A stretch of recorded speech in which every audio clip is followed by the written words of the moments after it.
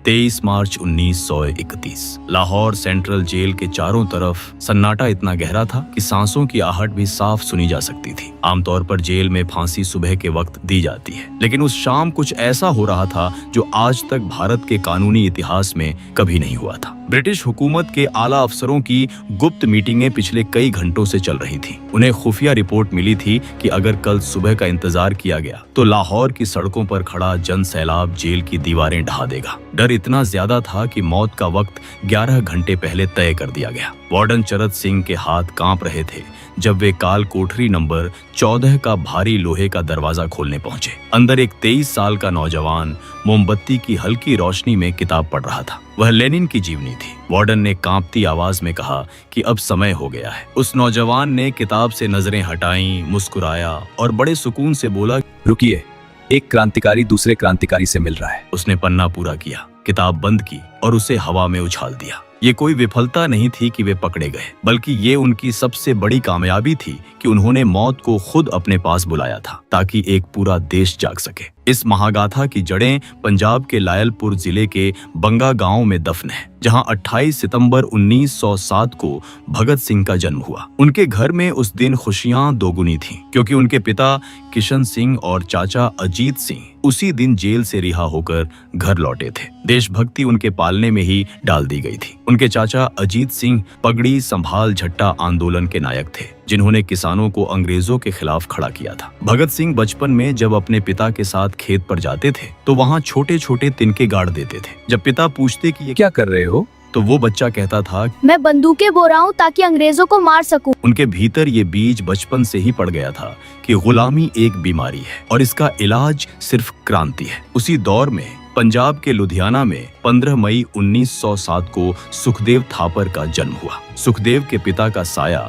उनके सिर से जल्दी उठ गया था, इसलिए उनकी परवरिश उनके ताया जी अचिंतराम ने की। सुखदेव बचपन से ही थोड़े जिद्दी और बहुत तार्किक स्वभाव के थे। उन्हें हर बात के पीछे का क्यों जानना होता था। वे संगठन बनाने में माहिर थे और उनके पास हर समस्या का एक वैज्ञानिक हल होता था। तीसरी कड़ी थे शिवराम हरी राजगुरु, जिनका जन्म 24 अगस्त 1908 को महाराष्ट्र के पुणे जिले के खेड़ में हुआ। राजगुरु का परिवार संस्कृत के बड़े विद्वानों का था, लेकिन उनका मन मंत्रों से ज्यादा कसरत, कुश्ती और निशानेबाजी में लगता था। वे बेहद तेज तर्रार थे और उनका निशाना ऐसा था कि एक बार जो लक्ष्य तय कर लिया वो चूक नहीं सकता था। ये तीनों लड़के अलग अलग प्रांतों में पल रहे थे, लेकिन नियति इन्हें एक ऐसी जगह खींच रही थी जहां से वापसी का कोई रास्ता नहीं था। 13 अप्रैल 1919 का वो काला दिन आया जिसने 12 साल के भगत सिंह को हमेशा के लिए बदल दिया। जलियांवाला बाग में बैसाखी के दिन जनरल डायर ने निहत्थे लोगों पर गोलियां चलवाईं। हजारों लोग मारे गए,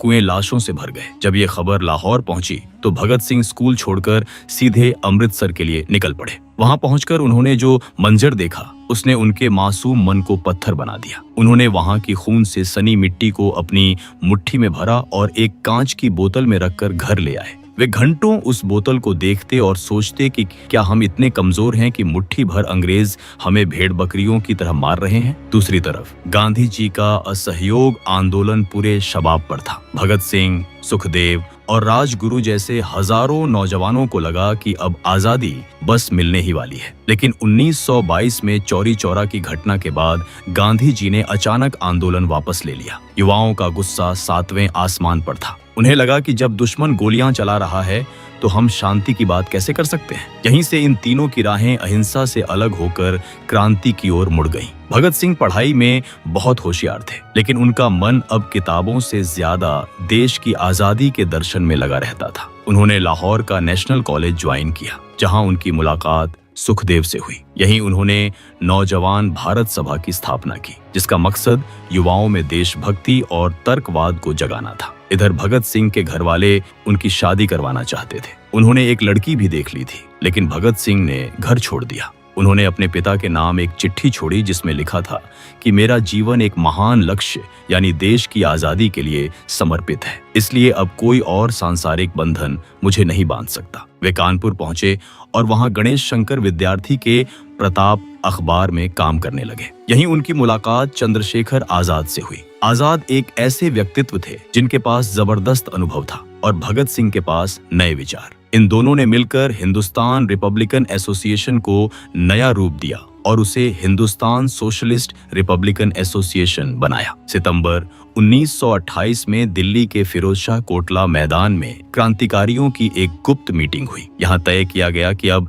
लड़ाई सिर्फ बम और पिस्तौल की नहीं होगी, बल्कि एक विचारधारा की होगी। भगत सिंह ने समाजवाद का नारा दिया, सुखदेव को पंजाब की जिम्मेदारी दी गई और राजगुरु को संगठन के मिलिट्री विंग में शामिल किया गया। इनके पास न तो पैसे थे न ही हथियार। ये लोग पुराने बमों के खोल इकट्ठा करते, जंगलों में जाकर उनका परीक्षण करते और कई बार तो दो दिनों तक सिर्फ चने खाकर गुजारा करते थे। वे जानते थे कि वे एक ऐसी सत्ता से लड़ रहे हैं जिसका सूरज कभी नहीं डूबता, लेकिन उनका इरादा पक्का था। साल 1928 में ही जब साइमन कमीशन भारत आया तो पूरे देश में साइमन गो बैक के नारे लगे। लाहौर में लाला लाजपत राय इस विरोध प्रदर्शन का नेतृत्व कर रहे थे। पुलिस कप्तान जेम्स स्कॉट ने बेरहमी से लाठी चार्ज का हुक्म दिया। अंग्रेज सिपाही जानवरों की तरह लोगों को पीट रहे थे। स्कॉट खुद लाठी लेकर लाला लाजपत राय पर टूट पड़ा। लाला जी के सिर पर चोटें आईं और कुछ दिनों बाद उनकी मौत हो गई। भगत सिंह, राजगुरु और सुखदेव ने इसे अपनी आंखों से देखा था। उन्होंने तय किया कि स्कॉट को जिंदा नहीं छोड़ा जाएगा।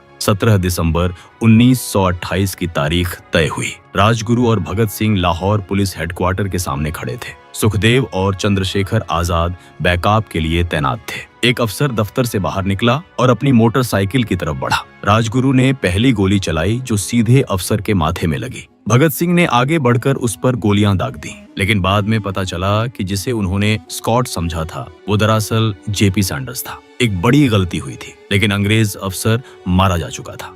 पूरे लाहौर को छावनी बना दिया गया। हर सड़क पर पुलिस थी, लेकिन भगत सिंह ने अपनी पहचान छुपाने के लिए अपनी दाढ़ी और बाल कटवा लिए। उन्होंने एक साहब का भेष धरा और राजगुरु को अपना नौकर बनाया। साथ में क्रांतिकारी दुर्गा भाभी थीं, जो उनकी पत्नी का नाटक कर रही थी। पुलिस के सामने से वे ट्रेन पकड़कर निकल गए। अंग्रेज हाथ मलते रह गए। सैंडर्स की हत्या ने ब्रिटिश हुकूमत को हिला दिया था, लेकिन भगत सिंह कुछ और बड़ा सोच रहे थे। वे जानते थे कि सिर्फ 1-2 अफसरों को मारने से आजादी नहीं मिलेगी। उन्हें देश की सोई हुई जनता को जगाना था। वे एक ऐसा धमाका करना चाहते थे जिसकी गूंज लंदन तक सुनाई दे। अप्रैल 1929 की दिल्ली। ब्रिटिश हुकूमत को लग रहा था कि सैंडर्स को मारने वाले क्रांतिकारी अब शांत हो चुके हैं, लेकिन भगत सिंह और सुखदेव के दिमाग में एक और बड़ी योजना पक रही थी। वे जानते थे कि सिर्फ एक पुलिस अफसर को मारना काफी नहीं है। सरकार पब्लिक सेफ्टी बिल और ट्रेड डिस्प्यूट बिल लाकर मजदूरों के हक छीनने और क्रांतिकारियों को कुचलने की तैयारी में थी। 8 अप्रैल 1929 की सुबह सेंट्रल असेंबली का हॉल खचाखच भरा हुआ था। विठल भाई पटेल बिल पर बहस खत्म कर रहे थे। ठीक उसी वक्त गैलरी में बैठे 2 नौजवानों ने नीचे खाली जगह पर 2 बम फेंके। पूरा हॉल धुएं से भर गया। लोग अपनी जान बचाने के लिए मेजों के नीचे छिप गए, लेकिन उन नौजवानों ने भागने की कोशिश नहीं की। भगत सिंह और बटुकेश्वर दत्त वहीं खड़े रहे और उन्होंने इनकलाब जिंदाबाद के नारे लगाए। उन्होंने लाल रंग के पर्चे हवा में उछाले, जिन पर साफ लिखा था कि बहरों को सुनाने के लिए धमाके की जरूरत होती है। उन्होंने अपनी पिस्तौलें मेज पर रख दी और खुद को गिरफ्तार करवाया। ये उनकी सबसे बड़ी सोची समझी चाल थी। वे जेल को ही अपना नया मोर्चा बनाना चाहते थे, ताकि पूरी दुनिया देख सके कि हिंदुस्तान के क्रांतिकारी डाकू नहीं, बल्कि अपने देश के लिए लड़ने वाले सिपाही हैं। गिरफ्तारी के बाद उन्हें लाहौर की जेल में भेज दिया गया, जहां सैंडर्स केस की जांच भी तेज कर दी गई। सुखदेव और राजगुरु भी पुलिस की गिरफ्त में आ चुके थे। जेल के अंदर जो संघर्ष शुरू हुआ वो बाहर की लड़ाई से कहीं ज्यादा मुश्किल था। भारतीय कैदियों के साथ जेल में जानवरों जैसा बर्ताव किया जाता था। उन्हें गंदा खाना दिया जाता, फटे पुराने कपड़े मिलते और पढ़ने के लिए कोई किताब नहीं मिलती थी, जबकि गोरे कैदियों को सारी सुख सुविधाएं हासिल थीं। भगत सिंह ने वहीं से भूख हड़ताल का ऐलान कर दिया। उन्होंने मांग की कि हमें पॉलिटिकल प्रिजनर माना जाए। जेल प्रशासन ने उन्हें तोड़ने की हर मुमकिन कोशिश की। कोठरियों में पीने के पानी के घड़ों में दूध भर दिया गया, ताकि प्यास लगने पर वे दूध पी लें और उनकी हड़ताल टूट जाए। उन्हें बेरहमी से पीटा गया। उनके शरीर पर भारी कोड़े बरसाए गए। अंग्रेज डॉक्टरों ने उनकी नाक में पाइप डालकर जबरदस्ती दूध पिलाने की कोशिश की, लेकिन क्रांतिकारियों ने पाइप को दांतों से काट दिया या फेफड़ों में हवा भर दी, जिससे डॉक्टर भी खौफ खाने लगे। 63 दिनों तक ये भूख हड़ताल चली।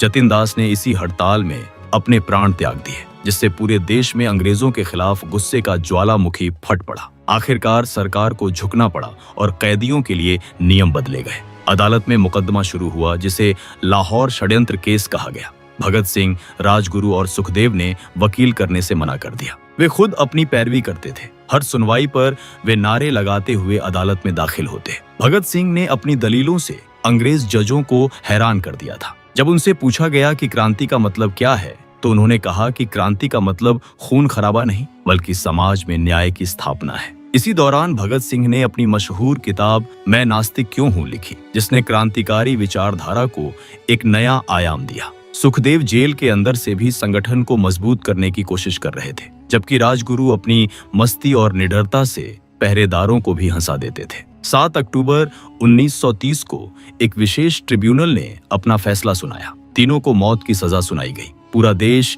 इस फैसले के खिलाफ खड़ा हो गया। गांधी जी और इरविन के बीच समझौता हुआ, लेकिन अंग्रेजों ने इन तीनों की सजा कम करने से साफ इनकार कर दिया। वे जानते थे कि ये 3 लड़के मरकर भी उनके लिए ज्यादा खतरनाक साबित होंगे। 23 मार्च 1931 की वो ऐतिहासिक शाम आ गई। लाहौर जेल के बाहर हजारों लोगों का मजमा लगा था। डर के मारे अंग्रेज हुकूमत ने फांसी का वक्त बदल दिया था। जेलर ने जब भगत सिंह को बुलाने के लिए कोठरी का दरवाजा खोला तो वे लेनिन की जीवनी पढ़ रहे थे। उन्होंने मुस्कुराते हुए कहा कि थोड़ा रुकिए, एक क्रांतिकारी दूसरे क्रांतिकारी से मिल रहा है। उन्होंने किताब का आखिरी पन्ना खत्म किया, उसे हवा में उछाला और खड़े हो गए। जब तीनों को फांसी के तख्ते की तरफ ले जाया जाने लगा, उन्होंने अपनी आखिरी इच्छा में बस इतना कहा कि हमारे हाथ खोल दिए जाएं, ताकि हम मरते वक्त एक दूसरे को गले लगा सकें। राजगुरु बीच में खड़े थे, एक तरफ भगत सिंह और दूसरी तरफ सुखदेव। उन्होंने फंदे को चूमा और खुद ही उसे अपने गले में डाल लिया। ठीक 7:33 पर लीवर खींचा गया और भारत माता के ये 3 लाडले इतिहास के पन्नों में हमेशा के लिए अमर हो गए। अंग्रेजों की कायरता यहीं खत्म नहीं हुई।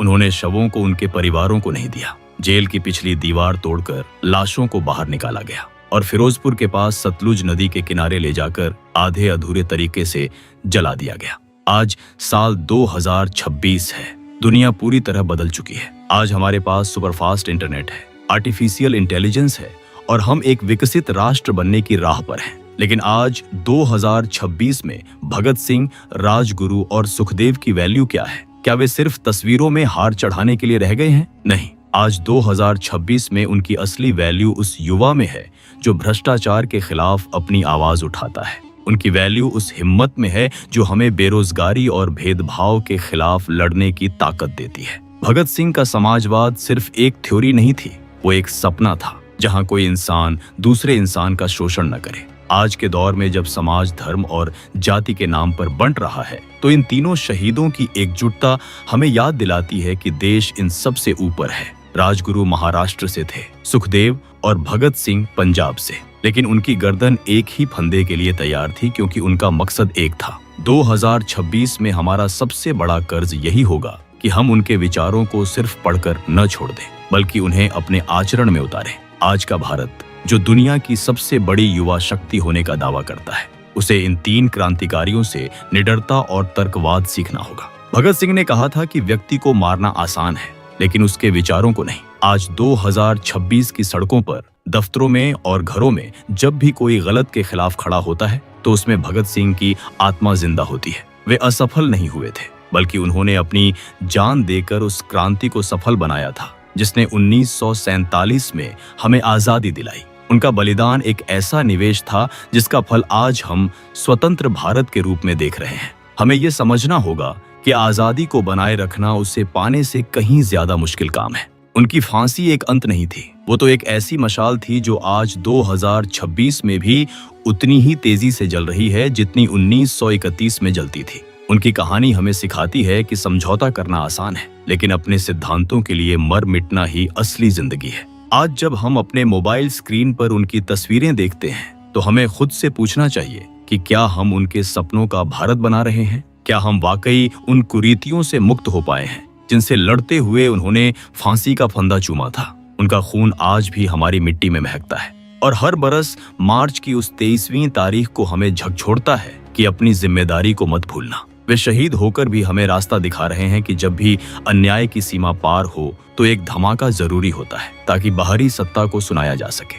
उनकी यादें हमारे लिए वो ईंधन हैं जो देशभक्ति की आग को कभी ठंडा नहीं होने देंगी। 2026 का हर हिंदुस्तानी उन 3 लड़कों का कर्जदार है जिन्होंने अपनी जवानी सिर्फ इसलिए कुर्बान कर दी ताकि हम आज अपनी जवानी को आजादी के साथ जी सकें। क्रांति की वो तलवार आज भी विचारों की सान पर तेज हो रही है और जब तक ये देश है, इन 3 शहीदों का नाम सूरज की तरह चमकता रहेगा। अगर इस तरह की सच्ची और अनसुनी कहानियां आपको पसंद आती हैं तो इस वीडियो को लाइक करें, चैनल को सब्सक्राइब करें और अपने दोस्तों के साथ शेयर करें। जय हिंद।